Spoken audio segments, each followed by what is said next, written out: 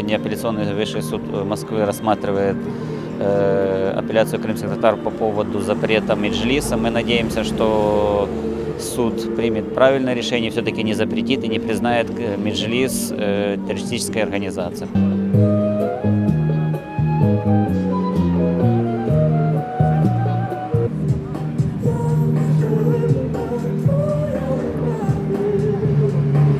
Сегодня то, что происходит в Крыму, это просто этноцид. И против крымских татар, и против украинцев, потому что там нет никаких прав человека, там попираются все, какие есть принципы достоинства людей. И мы должны помнить об этих людях, которые там сражаются за Украину, поддерживать их. И вот для этого мы сегодня пришли.